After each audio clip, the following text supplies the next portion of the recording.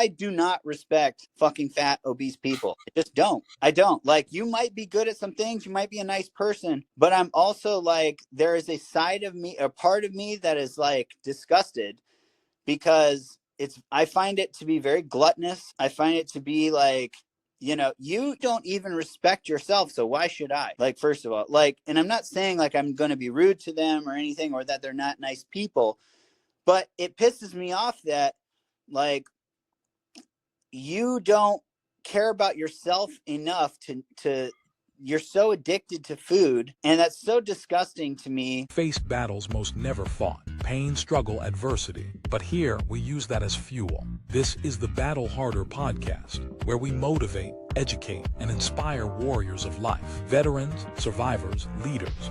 We share stories and strategies to turn pain into progress. Here's your host, Coach Rob. Let's lock in and battle harder. What is up, everybody? It's your host, Coach Rob, here at the Battle Harder podcast. Today's guest is someone that I've been really looking forward to talking to and speaking to. I've followed him for quite a while. He is a Navy SEAL, professional athlete, professional fighter, has the nickname Smashing Frog, which I'm going to be interested into learning more about that. He owns Massive Supplements, Violent Hippie, and has his own nonprofit charity, Giving Cops Brazilian Jiu-Jitsu. All things after my heart. Oh, and he's a coach and just a hell of a guy. So I'd like to welcome to the show, Mitch. Thank you for joining me today. Thanks for having me. Appreciate it. So, besides everything I just said, is there anything else as far as the realms of introductions that you'd like to bring to the table or to my audience, so to speak? No, I think you covered it. I mean, that's who I am. So first things first, as a Navy veteran, what age were you when you joined the Navy? And kind of, we all have different decisions why we joined. For most of us, especially men or young boys, we don't normally join because we're like, hey, I want to join the military. It's something else that happened in our life that pushed us through that path. So can you guide us through that a little bit? Yeah, for me, honestly, it was nothing like crazy. I honestly was just kind of bored at the time. I was living in Ohio at the time, and both of my parents were Navy veterans, and my stepdad was a Navy veteran. I had so I had been around, obviously, the Navy growing up, and the military in general. I didn't think too much into it or of it, was never really interested in it. I didn't really know what I wanted to do. I initially wanted to be, my first job that I wanted to pursue, or career path that I wanted to pursue when I was little, was I wanted to be a gym teacher, like a PE teacher. I mean, you kind of are now, sort of, right? Yeah, sort of, but because that was always my favorite subject in school, or that was always my favorite time. So that's kind of what I was interested in. Plus my uncle and aunt they're both teachers, but yeah. And then I found out that you had to go to college to be a gym teacher, and I was like, never mind. So I ended up, I didn't know what I wanted to do, and graduated high school, and, just, the recruiter caught me on a good day where I was just bored, and, sounded like, why not? Let's do it. So, what was your rate when you first went in, and what was the decision that led you to go through BUD/S and say, hey, I need something a little more hardcore and becoming a Navy SEAL? Because most people know, and especially us military guys, anything in the special forces operator arena, that shit is not easy. Yeah. I actually went in on an SO contract. So, the same recruiter was like, hey, do you want to join the Navy? And I was like, sure, why not? And he was like, well, you look like you're in good shape. Do you want to go be a SEAL? And I was like, okay, sure. And so I found out that I had to go, he was like, yeah, you have to do this test and everything, the physical standard test. And, as long as you pass that, then we can get you a contract for SEALs. And I was like, okay. So I met up with the dive motivator the day before. It was the first SEAL I ever met. And he taught me how to do the combat side stroke. And the next day I did the test and passed and got a contract. And that's all she wrote. Went to BUD/S, shortly. So, mentally, and trying to be mentally tough and mentally resilient, like, what did that do to you being in that arena at the time during training? Because I mean, a lot of guys wash out, they ring that bell, they give up. We know, once again, even for me, as some of the things I did in the military, it wasn't always easy. So what was like going through your head through that training, and what was it that you were like, man, I love this. I love this struggle, this fight, this torture, and I need to see this through. I think it was, because I didn't know that I even had to go to Buds. I didn't know what Buds was. I just, okay, I'm going to be a SEAL. And I figured obviously I'm going to have to go through some sort of training for that, but I didn't know that it was what Buds is. I didn't know that it was like, until I told my dad. I was like, hey dad, I joined the Navy, I'm going to be a SEAL. And he's like, what you signed up for? Like, you have to go to Buds and everything. Cause he was a combat cameraman attached with the SEAL teams. Oh, So, wow. so he, worked very closely with them. So he knew all about it. And I didn't know anything about it. And then he got me the Discovery Channel, the 234 documentary. And we watched that. And I was like, oh damn, like that looks going to be fun, and they're talking about how that's the hardest military training on the planet, and the attrition rate and all this stuff. And I had never run like further than a mile before, so when I saw them running like 4 miles in boots and pants on the sand, I was like, oh, that looks terrible. And but my dad was like, yeah, so you still think you can do it? Like, you think you got what it takes? And I was like, no problem. And it was more just like, it became just this challenge of, can I do it? I don't know. Like, I've been athletic my whole life. I've never been like a quitter. I've always given my best effort on things. I've always been very competitive.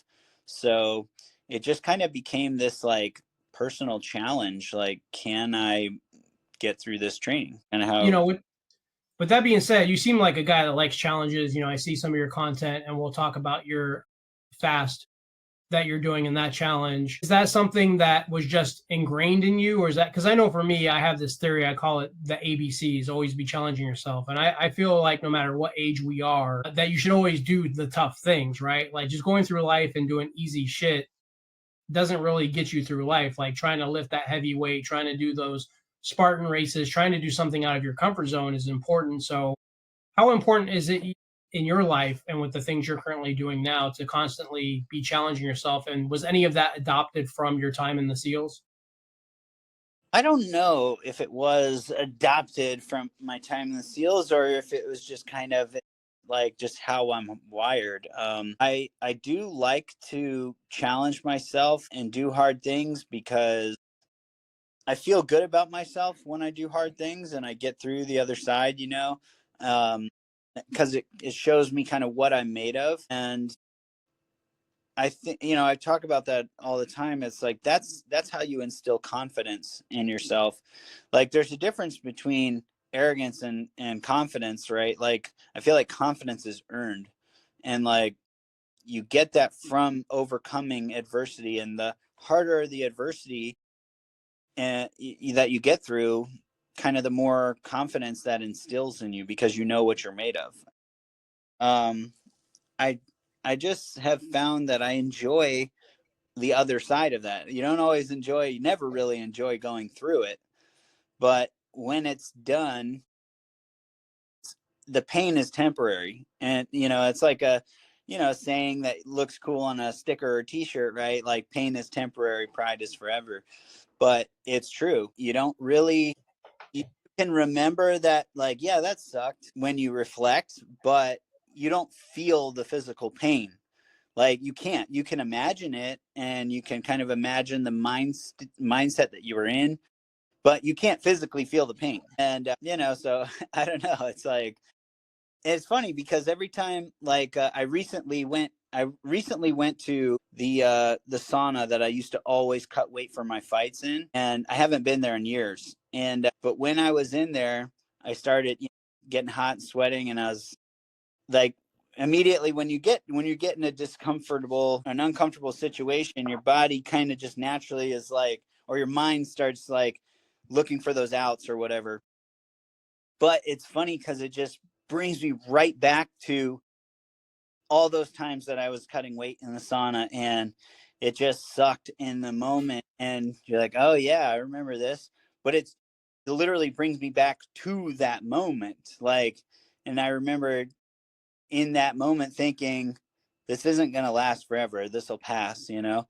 And just like this one will. And then it was funny to reflect on how much time has been in between those sauna sessions and what I've done and everything that's unfolded.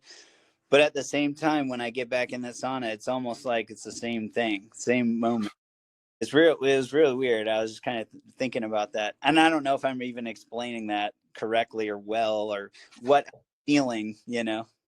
Yeah, it's just, I mean, everybody hates discomfort, and maybe I'm like sick in the head, but I obviously I don't like discomfort, but I prefer discomfort because for me, that's where, when I go to the gym and let's say I'm going to do a deadlift, my body says, okay, today we're only going to do, 300 pounds or 225. And I end up trying to pull 400, not because of ego, just because I'm 47 years old. I want to challenge myself. I want to be the strongest motherfucker around. I don't want to be weak in my head or in my heart. And that's what discomfort does.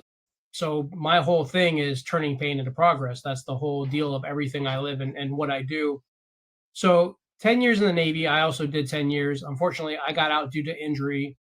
What was the reason why you got out and kind of what happened next? What was the next chapter in Mitch's life after that? I would say the reason I got out was because of that. I wanted the next chapter. I had planned on staying in for 20 years once I became a SEAL, and I was like, all right, well, I guess I'm going to be a SEAL now, you know?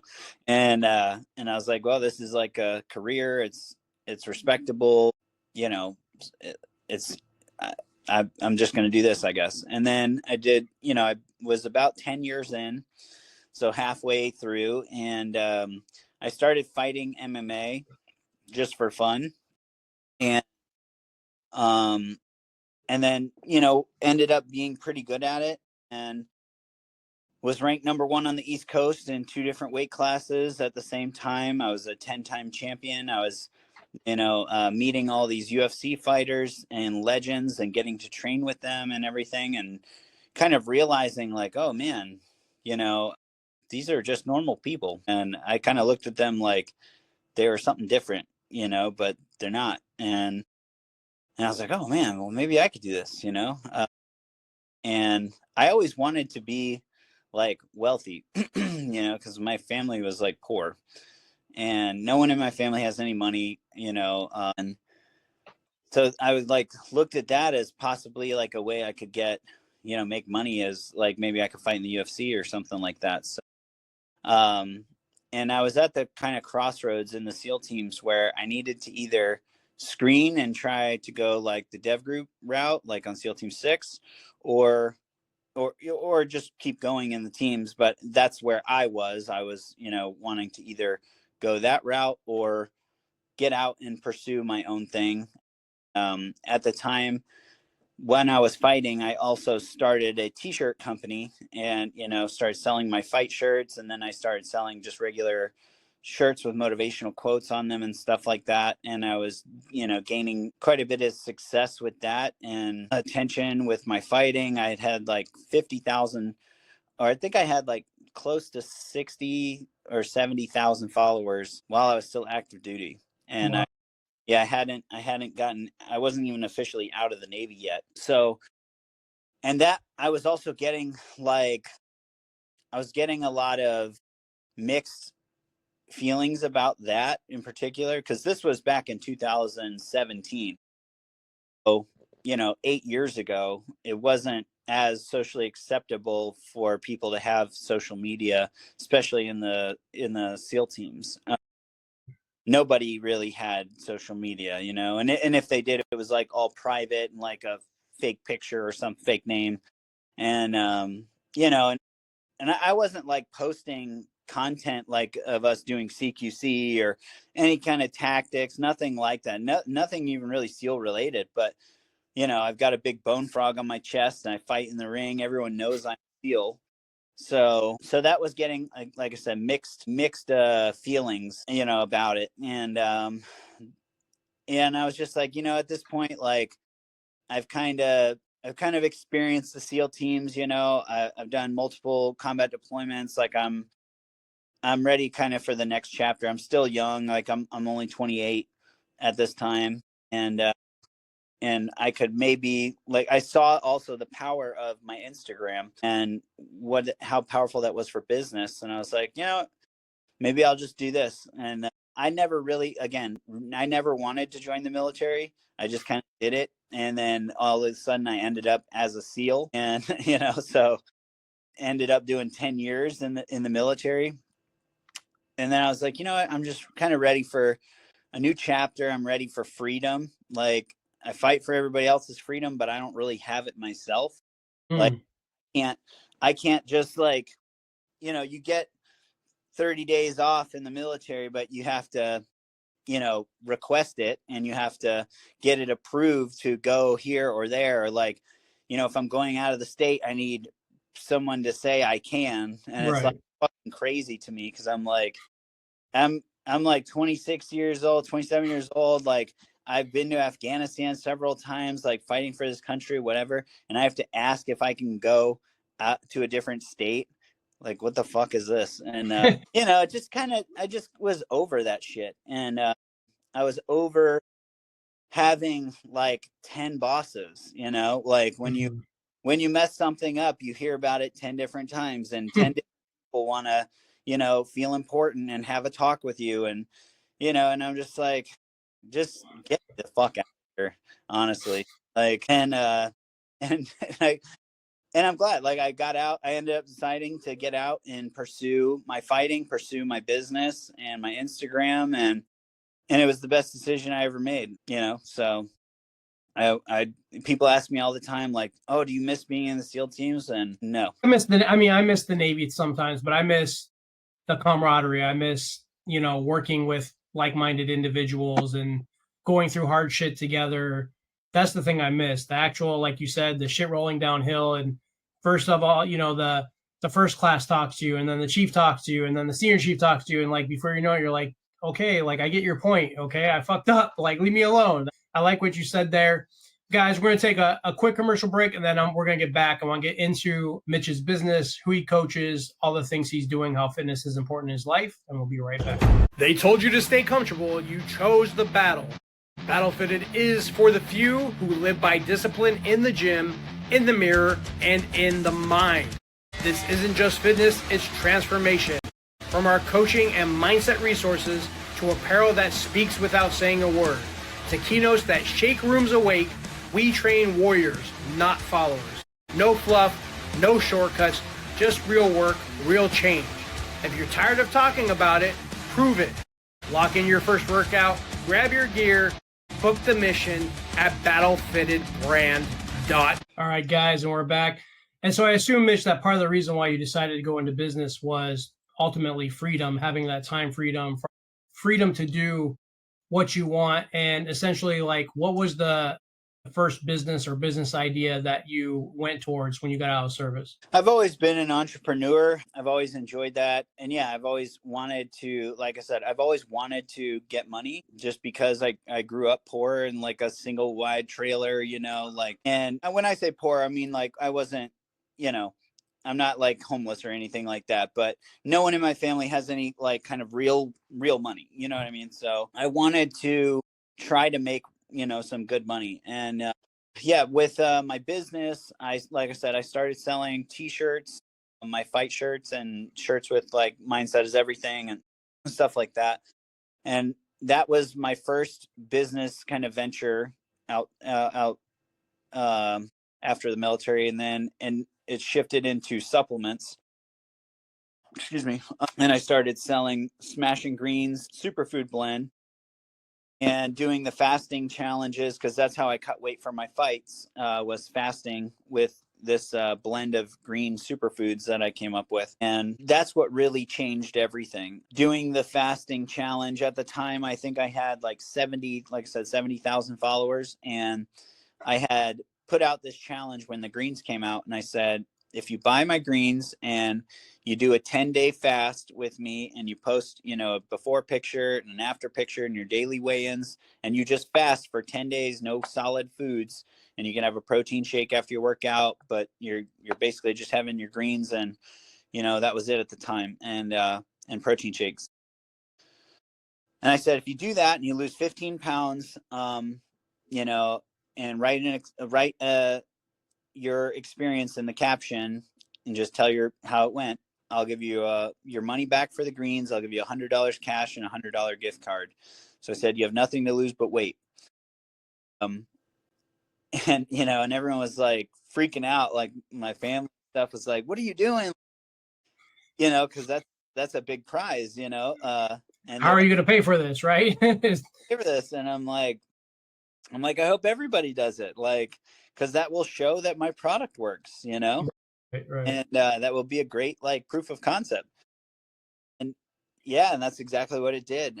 We had a ton of participation, and we ended up doing like 110,000 in sales in like a week. Yeah, and it was like, whoa, okay, this changes everything, because I'm like, that's insane money. And I'm like, okay, all right, now I gotta like get back to the drawing board. I gotta figure out a whole new plan now. And that's what I was like, all right, well, I guess I'm gonna be a supplement salesman now. And went all in on the supplements basically, and yeah, grew the business like grew the business like fantastically in the first couple of years, and then COVID really kind of changed everything. So yeah, I mean, it sucks. Like our best year, we did 3.4 million in sales, and nice. and I was just selling stuff out of my bedroom, and then garage, and then eventually like got a headquarters and everything and a warehouse. But yeah, I mean, and during COVID, I was very outspoken against the vaccine mandates and all the bullshit that our country was facing. And at the time, it seemed like everyone with a platform in a business, that, or influence, everyone who had something to lose was fucking quiet. Yep. And, and I definitely had shit to lose, and I had a platform, and I had almost 400,000 followers at that time. My business was doing crazy sales and everything. I could have easily just sat back and like everybody else and just kept my mouth shut and just worried about me. But I honestly felt like that was the like most insane thing as a country we've ever faced, and was legitimately the closest thing to tyranny we've ever experienced. I mean, literally, like just taking away your bodily autonomy, taking, you can't be out past 10 p.m. You have to wear a mask. Like there was just no logic to anything. And that was like the thing that was driving me the most insane, was nobody could honestly like speak logically about this. If it gave me a logical explanation to why we can't be out past 10 o'clock. Does COVID like understand 10? Like talking about, like, we have to be socially distanced, standing in line at the counter to fly, but then we sit next to each other shoulder to shoulder on the plane. You can take your mask off to take bites of food, but then put it back on. And it was just like, what the fuck is going on here? Like I felt like this is a crazy experiment going on. Am I getting punked? Like, am I the only one fucking understanding what is going on? So I literally like was rolling around with a bullhorn everywhere I went, like trying to wake people up, because I couldn't believe, like, it changed everything for me. It changed my belief in Americans. It changed like my belief in America, everything. Like I always thought, if something like that or whatever, if anything happened in America that people needed to stand up and, take up arms and like be this free people, that was it.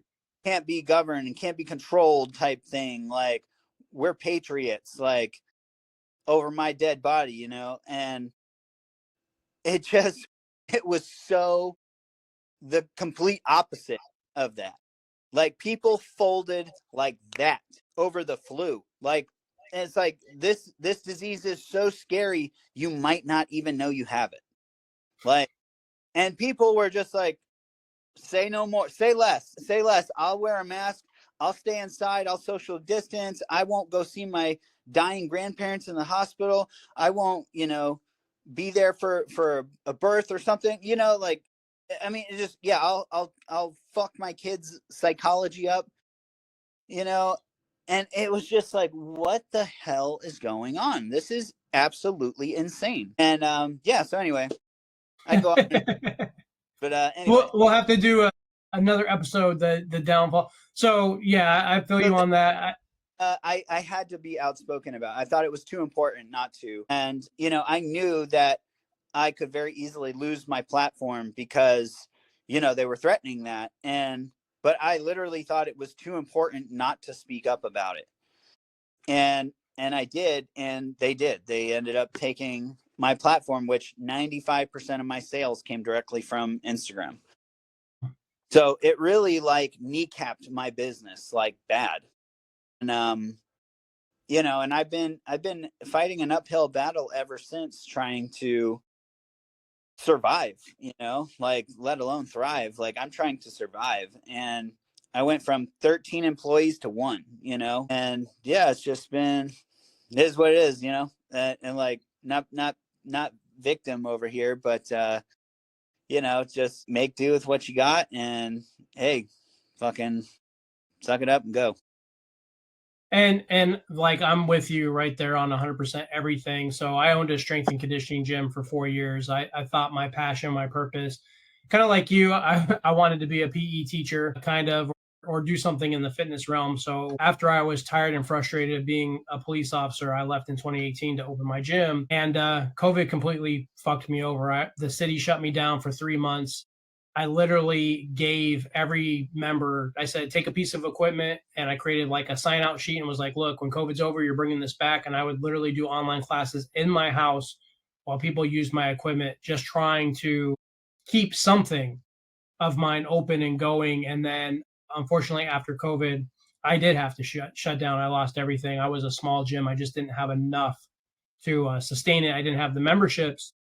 And I feel, bro, you are in my soul right now, because as a coach, so, and like, pretty much besides the supplements, me and you do the same thing. I'm a coach. This is my clothing brand. I do the podcast. Fitness, mindset, and discipline is priority in my life. I'm trying to change lives. I'm trying to be outspoken. I think men like us are a dying breed, and we need to be out there and be present, and you speaking up speaks volumes. I lost relationship with friends and family because of my views on COVID. And then it's kind of like really fucked up for you, because you have this platform, you have all these people. What happened to freedom of speech if they're going to take your account? You know what I'm saying? There's people that are putting so much worse things out there in this world, and they're allowed to thrive. But it seems like the people that go against the grain, go against the system, get out of the matrix, so to speak, to do what they feel is proper and live by a code or with honor, are the ones that are getting chastised. So I'm just glad, like, you're still going, and you're not giving up, and you keep pushing. SEALs lead the way, brother. Like, you got this.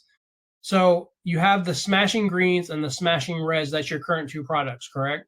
Yeah, and the Smashing Energy. Okay. Yeah, I forgot you have the energy drink too. This is a healthy alternative to energy drinks. I'll definitely be checking that out, because I'm an energy aholic, I guess you could say. Well, so like, people are slamming these 3-4 monsters a day, and that shit is super bad for you. These are literal health drinks. Like, there's nothing in these that's bad, and there's actual like good nutrients in them, like a full gram of beets, half a gram of maca, full gram of lion's mane mushrooms, etc. Alpha GPC. It's all good stuff. That's awesome. And with the fast competitions, you're still doing like, how often do you run those? Like, how does that work? So, because I don't know when this is going to air, but obviously if someone wants to do a fast and wants to join this challenge, how does that work? Yeah, so anybody can do it at any time.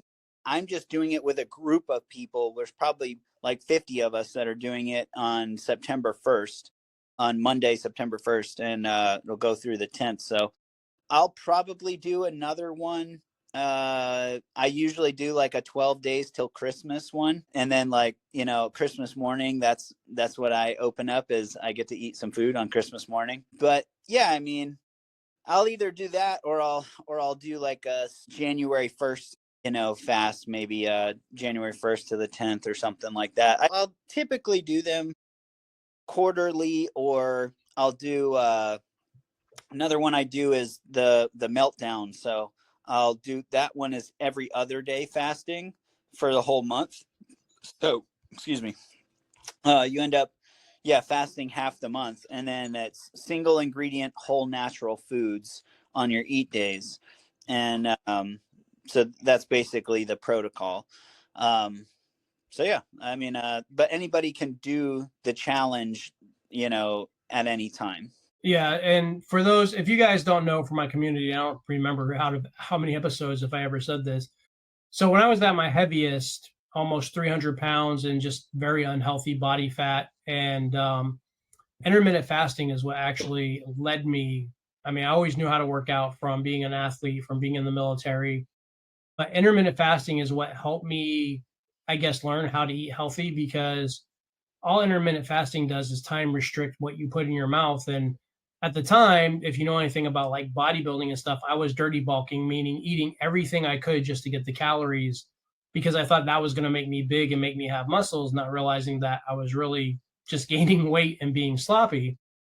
Fasting is definitely beneficial, whether you do a 24-hour fast, like Mitch said, you do a 7-day, 10-day fast.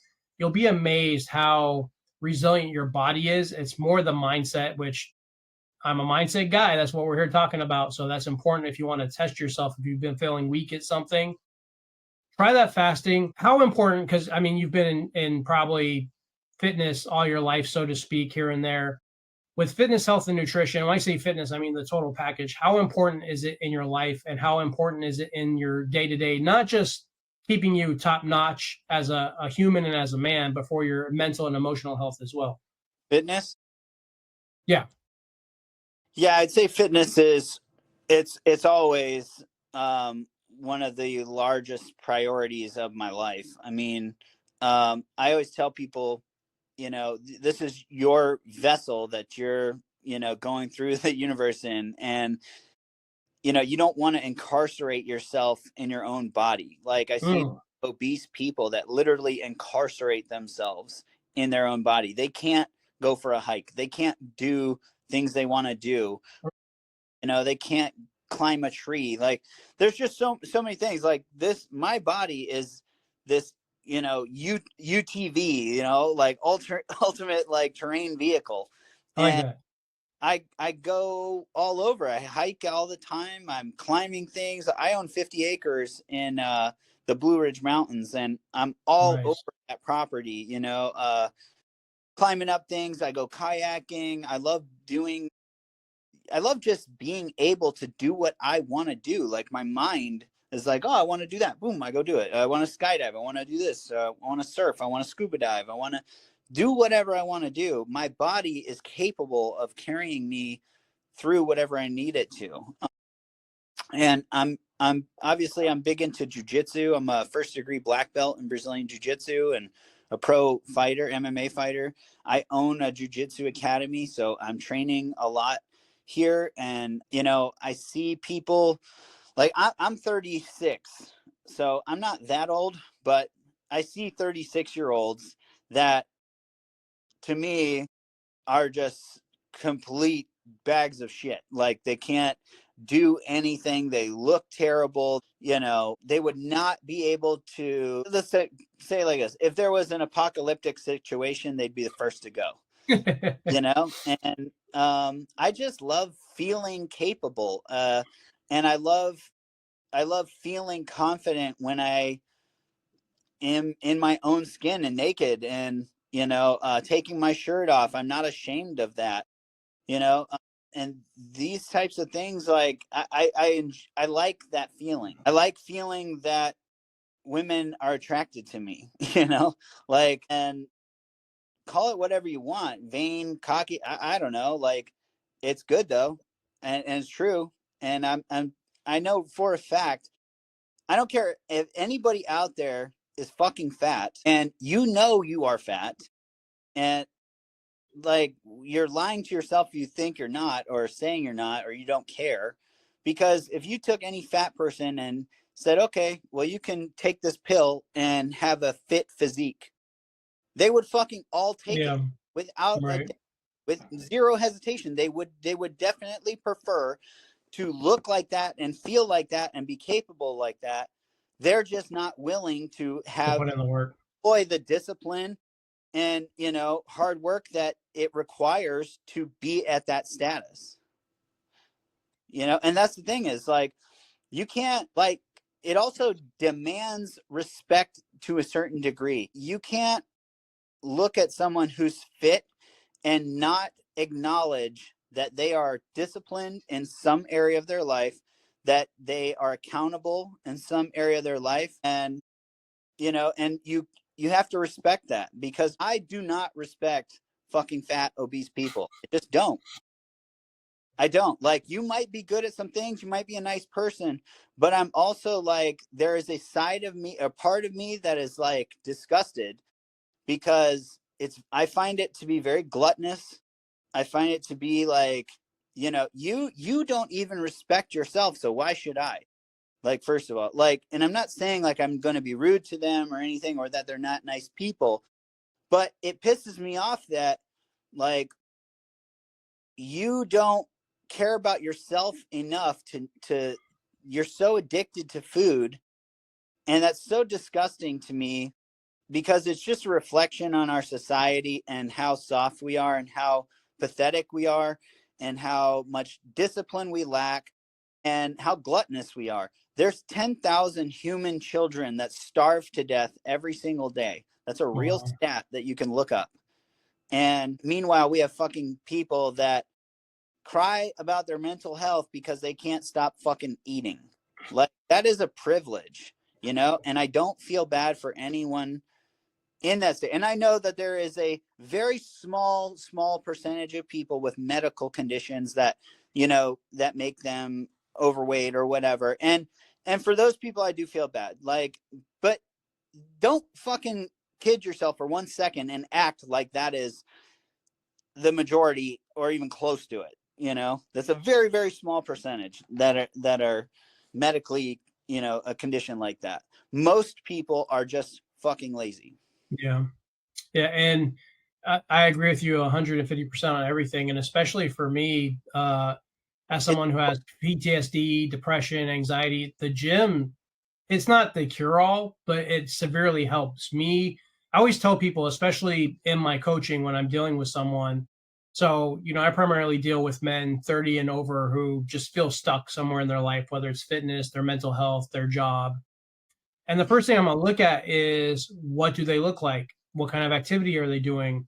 Because especially as a husband, a father, a man, we need to be tough. We need to be strong. We need to be in shape. Like, I get frustrated as well sometimes. Like, it's very weird to me that I can decide that I'm not going to drink a gallon of soda a day and, drink a gallon of water instead.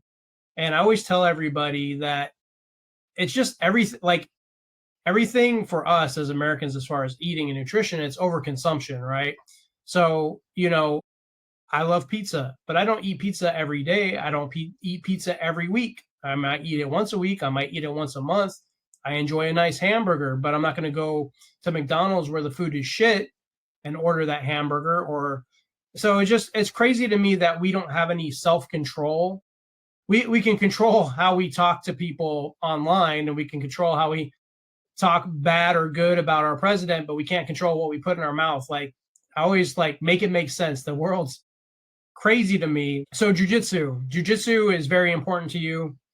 Let me just say piggyback Go off. ahead. So I always tell people, this is like one of the great things about the fast. It's to practice discipline. Yeah, Discipline definitely. takes practice, just like anything else. Now, there's nothing that revolves around our world more than food. Our entire world revolves around food. Our entire day, you wake up, when's breakfast, what's for lunch, what's for dinner, every social gathering, every social event, there's beer, there's food, there's drinks, there's whatever. Like there's a birthday party this weekend. Oh, there's an office party. There's a barbecue. There's a whatever. We're just surrounded by it. And we weren't meant to just effortlessly gorge on food. That's not how human beings were designed. But we're Right. and we've manipulated and tricked the food chain to where we can literally just sit on our ass and with our phone get food delivered to us. Like that's ridiculous. And you know, it's a drug and people don't look at it like that because they're like, oh, we need food to survive. No, you need nutrients to survive. Food is just a delivery of nutrients. So, you know, with this fast, it is a fucking like wake up call to that. It shows you how much your world revolves around food. When you remove it from your life, it's very apparent. And you never realized how many fucking commercials are about food, how many things you'll see on Instagram about food. When you drive around, how many restaurants there are. What is there to do socially that's not involving food? You know, like how much of your free time now do you have because you're not planning food, you're not cleaning up food, you're not prepping food, you're not eating food? Like it's shocking to see how much your world revolves around it and also how much money you save. People never think about that. Like I'm not eating food, I'm not buying food for 10 days. So literally that fast is like if you're hurting for some money, do the fast. But anyway, but I always tell people like, look, I am a fat kid at heart. There's no bigger ice cream slut than me. I love ice cream. I love cookies. I love donuts. I love it all. Like the more sweets, the better. But I don't eat them all the time. Like I can't because I can't do that and look good. I can't do that and be fit. So, but here's the thing is I know what salted brown cookie butter Haagen-Dazs tastes like. I have that shit tattooed on my fucking brain. I know exactly what it tastes like. I'm not eating it right now. Guess what? I know exactly what it tastes like. And I know what pizza tastes like. I know what burgers taste like. I know what all of it tastes like. I agree. They taste great. I'm not participating. But you know, and for these 10 days of this fast, there is no negotiating. There's no Right. sorry for myself. There's no I don't want you to that people are like, "Oh, I don't want to eat around you." I'm like, "I'm fucking fasting, not you." I'm not asking you to fucking feel sympathy for me, feel bad for me, to change your life, whatever.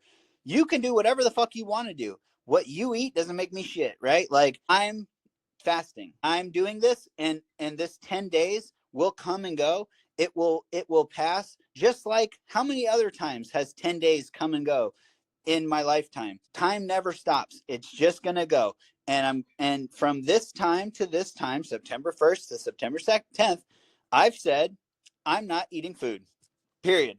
End of story. There's no negotiating, no fucking crying about it. Whatever. It is what it is. I'm doing it. 10 days goes by. It's not that fucking hard. And then I realized, wow, like, cause I remember the first time I did it, I was like, whoa, that sounds crazy. It's daunting, blah, blah, blah. Now I've done it so many fucking times that like I could accidentally fast for 3 days, you know, like it's nothing. And time goes by. I look forward to it because I get so just locked in. And, but it's a great way to practice discipline because then when you had to employ a ton of discipline for 10 days to not indulge in any food when our world, you were just surrounded by it. Okay. So now you're just going to have to employ a little bit of that discipline every day in your food choices. Now, instead of like, wow, you just went 10 days with no food. Guess what sounds amazing? A salad, you know, guess what sounds awesome? A fucking steak. An avocado, you know, that sounds fucking incredible. And it is incredible. And you stick to single ingredient, whole natural foods. And like when you do that, and then you just make those better choices, you know, just slowly employ that discipline over time. And you're going to fucking see some really good results. Like your physique is 90% of your diet. Like how you look is your diet. I don't care how fucking much you train. If you eat like shit, you're going to look like shit. Right. You are. It's just like you can train very little, but if your diet's locked on, you're going to look better than the guy that trains his ass off and eats like shit. It's just how it is, you know, and with like counting macros and stuff like that, I'm sure you know all about that, right? So with counting macros, if I personally, when I learned about that, I was like, you know, I think that this is a little too much. Like it's too much that what they recommend and say we need, and you know, based on your height and your weight and your activity and all that shit. I think it's bullshit, because maybe it's because I fasted so much. I realize how much we don't need. You know? Right. And your body is not meant to just be constantly shove food in its face. You know, we're hunters and gatherers. That's how we fucking were, you know, brought up. Like, and the fat that's on your body is stored energy. So if you have fucking fat on your body, don't think that you need to shove more food in your mouth, you know, like that you're going to die. Anyways, so what my point was with the macros thing is this 10-day fast is just a huge caloric deficit. So you're going to lose weight. It's literal science. You're going to lose weight. It's not, but it's not a traditional fast in the sense you're not depriving yourself of nutrients. You are saturating yourself with an abundance of organic, nutrient-dense superfoods. So you're going to get a ton of nutrients in your diet, probably way more than your typical daily diet. And you're going to also get the benefits from saturating yourself with those superfoods and all their benefits. It's also an elimination diet because you're not putting any bullshit in you. And like, you know, we are a closed loop circuit. What we put in our body, right? Like there's only one way in, basically your mouth. Like we eat food and then that gets absorbed in the nutrients, whatever. So when you stop putting a bunch of bullshit in there and you're only putting in the good stuff in there, you are what you eat. That's a saying for a reason, you know? And that caloric deficit in 10 days is going to be huge. Like it would take you a month and a half of like regular eating at a slight deficit to reach the results you're going to reach in 10 days. So it's like supercharged, you know? So I tell people like do this fast to either get over like a plateau or kickstart like a healthy, you know, longevity diet. It's not something that you can just like, you don't want to like just live this way. One, it's boring. Good. You know, my brother did a 31-day fast and lost almost 50 pounds, but he was fat and he had fat to lose, you know? But anyway, but you don't have to do that. And there's whole natural foods is what I preach to people. Like you want to eat single ingredient, whole natural foods. Right. And that's how you will feel good and look good, you know, doing that. But you don't want to do that in excess, but it's way harder to eat excess calories from single ingredient whole natural foods than it is processed foods, you know? So anyway, I agree with you. So for me, and I'll probably do a fast after I'm done with this, I'm doing 12 weeks trying to pack on as much fucking mass as I can. And bro, I hate eating the calories. Like I'm tracking my macros, like you said, and I am not getting damn near enough carbs because I've always fasted or tried to eat healthy. That's the point that I just can't keep cramming all this, 3,000 calories a day. That's a lot of calories to put in your body over and over and over again for a 12-week period of time. So it hasn't been easy. I actually prefer the fast because the mental issue isn't the problem. I actually don't like to eat. I'm not a big, I like going to restaurants and stuff, of course, once in a while, but food is not a priority in my life. I'd rather use that energy to be working on my business or doing something else. So fasting, I love it. I'm probably going to go straight to a 10-day fast as soon as I'm done with this bulk and then go back into a cut. But I did want to talk about jiu-jitsu for a little bit because it is important in your life. And I wish it was something I started a long time ago. I don't know if you heard of the We Defy Foundation, but I just joined their next cohort. And so they paid for a year of jiu-jitsu for me. So I'm going to be training my ass off. Nice. For the next year at 47, but we're going to get it regardless. How important is jiu-jitsu? Our oldest member here at my academy is 63. Holy hell. What degree belt? He's a white belt. Oh, okay. Just started or been doing it for a while? Started maybe 5 months ago. Awesome. So how important is some form I mean, I know you probably believe jiu-jitsu is the best art or the only art, but how important is some form of art, of mixed martial art or discipline to have in your life, regardless of who you are? And why did you start the foundation to help cops get into jiu-jitsu? So it's not the only art, but I think it, it is the most effective martial art. And I would say that I'm probably, qualified to make that statement. I'm a first degree black belt in Brazilian Jiu-Jitsu. I'm a pro MMA fighter. I'm also a combat Navy SEAL who also wrote the curriculum A to Z for our hand-to-hand combatives Oh, for wow. the SEAL teams.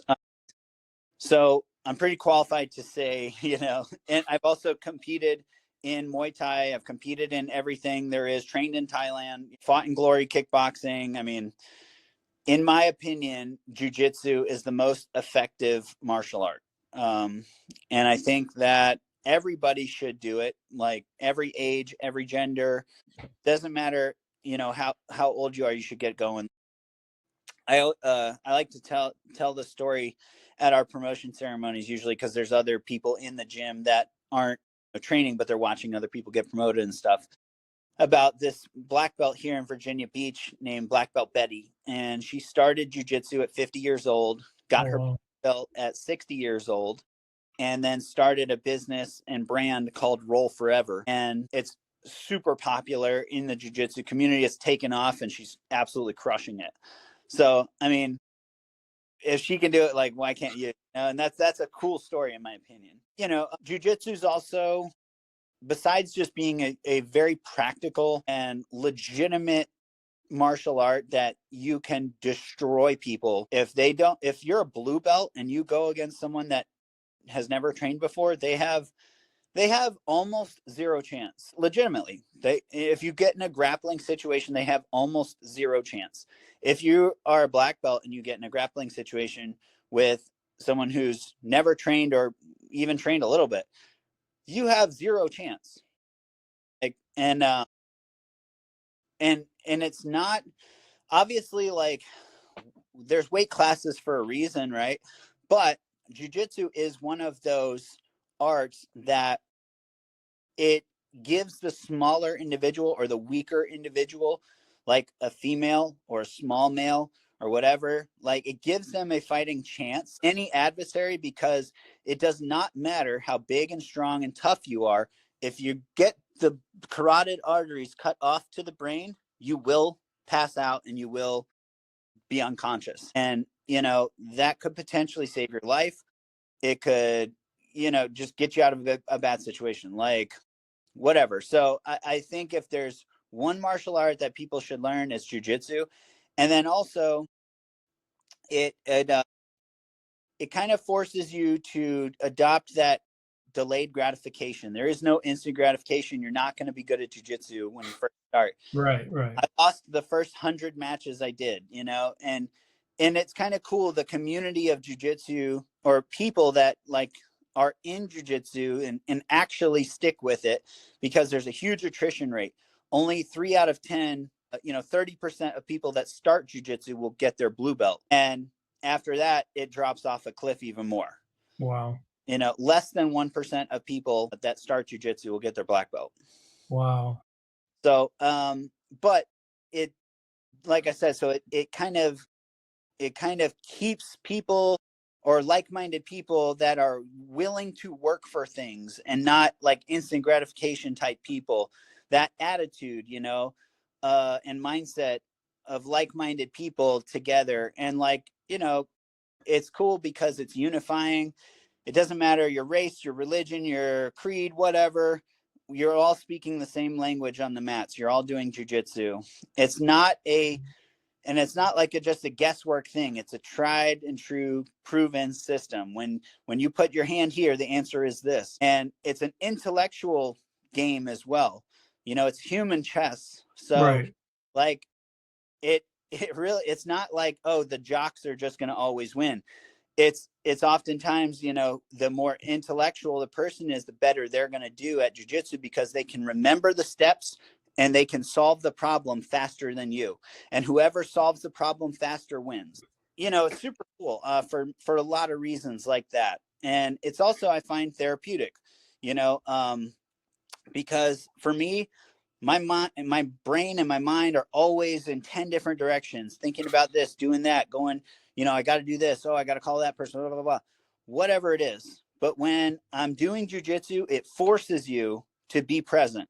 It forces you to deal with this problem. And that's your only problem right now, because there's consequences if you don't. If you're not present and you're not paying attention, you're going to get fucking strangled or your arm broken or whatever, or I shouldn't say broken, but I don't want to scare people into like thinking just like you're gonna. And that's the other cool point about jujitsu is you can go super hard in jujitsu and it's super low impact. You're on mats, you're rolling around, and you're just grappling around with each other. And if at any point it's too painful, you just tap and the match is over. It's ego that gets people hurt. Yeah. If you can just tap, right? I've tapped out hundreds, thousands of times, throughout I've been doing jujitsu since 2008.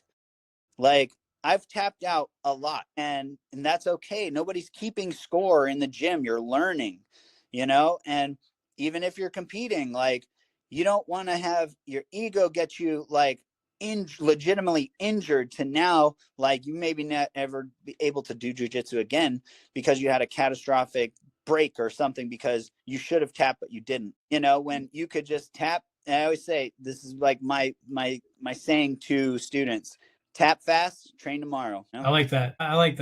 That's that whole live to fight another day philosophy.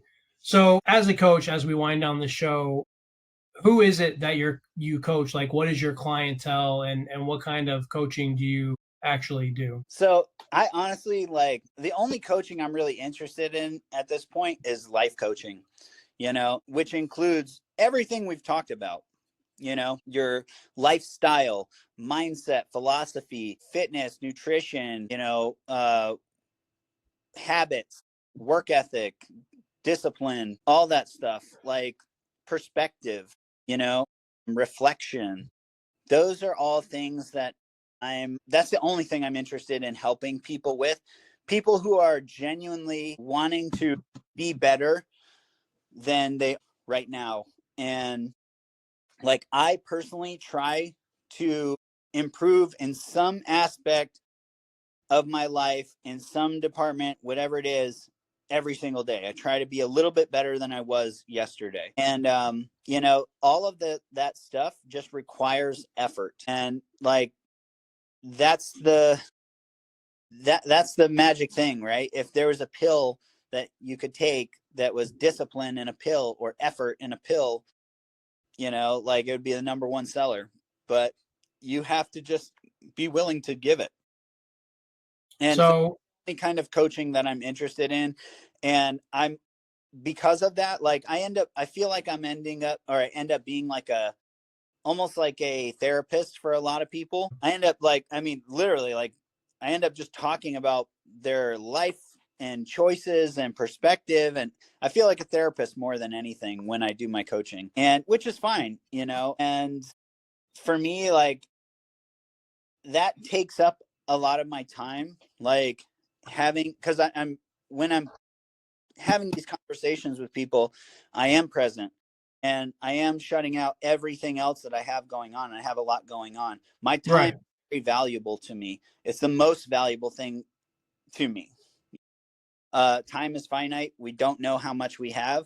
So if I'm giving you my time, it needs to be worth it to me. Like, one, financially, and two, like, that I don't feel like this is just a waste of my time. Yeah, definitely. If you said, okay, I'll give you $1,000 a month to be my coach, and you take it serious, cool. You could tell me, I'll give you $10,000 a month, and we just sit on the phone and stare at each other I would tell you to go fuck yourself. Like, right. No, I'm not interested in that. No, because I mean, you obviously care about your clients. I'm sure you vet the ones you want to take, and you're going to give them 100% of your time, but at the same time, you want them to be vested in you so they can actually get better or accomplish what it is they're trying to accomplish, correct? It's all, yeah. And it's also like, so this one lady hired me as a coach one time, and we go to the gym, and this was an in person, and we go to the gym, and I'm like, all right, let's warm up. And I was like, okay, give me 10 girl push-ups. You know, she 10 push-ups. And I was like, yeah, fucking 10 push-ups. Let's go. And then I'm like, okay, next, let's do 10 sit-ups. 10 sit-ups. And I was like, all right, I gotta get the fuck out of here. I can't shit. Like, I'm not, you know, I can't handle that. I'm not a fucking coddler. I don't need the money that bad. Sorry. Yeah, I mean, obviously you want people that are willing to do the work, so to speak. I mean, because otherwise this is a fucking different kind of party over here, you know? Yeah, and it sounds to me like kind of the same thing. It's I want to make lots of money. I want to enjoy my life, but it's more about helping the people that I come in contact with and actually getting them the results. So all the money in the world that they pay me, it doesn't matter if I'm not serving my purpose as a coach and as a person that says I specialize in life coaching or personal development or whatever you want to call it.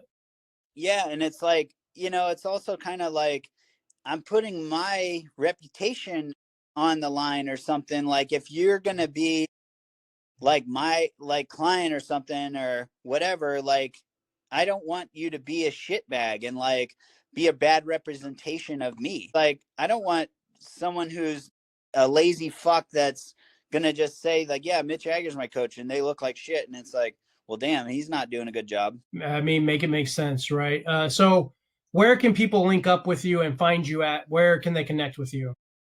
My Instagram is at Mitch_Aguiar, Aguiar. That's the best place to reach me, I guess, if you want to DM me or something like that. And my supplement website is Massif, MASF, like move and stay focused, MASFsupplements.com. And then if you guys want to donate to Adopt A Cop BJJ, it's adoptacopbjj.org. And that's the thing is, like, you know, I started that charity 4 years ago, and I put the first 60 cops on my own credit card, you know, just to get it going and get that kind of proof of concept and everything. And I have put all of the money towards the mission, like just getting as many officers training as possible, as quickly as possible. And we've graduated almost 400 officers to Blue Belt thus far. So just based off the attrition, like I told you earlier, 3 out of 10, you know, will get their Blue Belt at start. So that tells you how many people we've paid for that quit and didn't get. But, you know, my point being is, like, we've put a lot of officers through training, and I have never taken a fucking paycheck from my charity or anything like that. That was a big reason why I started my charity, was because I saw these fucking charities. All they do is these fundraising events, and I'm like, well, who are you helping? You know? But so I wanted to do the opposite of that. However, that's kind of biting me in the ass right now, because we, you know, and everybody wants to benefit from the charity, but no one really wants to help with getting funds, you know? So, you know, our charity is dangerously close to being out of money, and I can't afford to keep continuing to fund it myself because my business is struggling, you know? So, so unless we get some like donations pretty soon, I'm going to have to shut the program down, unfortunately. But so if you're looking for a write-off, we're you know, we are a 501c3. So yeah, support that if you are interested. And for those that like, if we can keep this going, or you're able to keep this going, is that local to Virginia only, or can they? We're in all 50 states. We're in 1,500 gyms across the country, you know, are affiliated with us. And so, but like I said, we have all the applications closed right now because we need to get some funding built up to even keep the program alive. Gotcha. Well, we'll work on that, hopefully. So listen, guys, you know me, you know Coach Rob, if you're one of my listeners, followers, veteran, 10 years, was in law enforcement for 17 years. And I can't tell you how important. So especially when I was federal, one of the main things that I learned was what we call GDR, ground defense recovery. And it was jiu-jitsu basics, but we trained and trained and trained and trained and trained And I can't tell you, as a veteran affairs police officer at a VA hospital where I had to fight other veterans, how important this tool was to keep me from getting hurt, to control the scene as soon as possible, and to have that discipline to know that I'm going to be okay in a fight that could substantially cost me my life. So I'm sure you have the link in bio, right, on your link tree or whatever, in Instagram. Yeah, it's Adopt A Cop BJJ's Instagram. Yep. Okay, so follow that account. I'm going to follow that account after this. If you can donate anything, like has a donation link on your site? Yeah. Okay. Link on Adopt A Cop's website. There's also a donation link at Massive Supplements. So check those out, guys. Check out Smashing Greens. I think green products sometimes can be helpful, and I'm sure he has all the good ingredients in there. Check out the Healthy Energy Drink. I will be trying some of these supplements to show support, but we have a charity here that is in need, and it does probably so much good that it's one of the charities that we want to keep around. So if you're a veteran, first responder, any of those supporters, will try to support this and get some funds going to get that continued on. I'd hate to see something like that die off, because I don't think We Defy helps first responders. I think they do veteran specific only. So there definitely needs to be more stuff out there for first responders. As a coach, I coach veterans and first responders 100% for free. I don't take a dime on that. That's my way of giving back. Before we end the show, Mitch, and I really appreciate all the knowledge you dropped on me. I feel like we could do 5 more episodes on 5 different topics. What is your definition of turning pain into progress? My definition of turning pain into progress, I guess, seeking adversity is what I would call that. Seeking adversity, and don't shy away from the hard things, and just when you go through those hard things, you put those experiences in your pocket and you call on them for the next, hard trial that you're going through.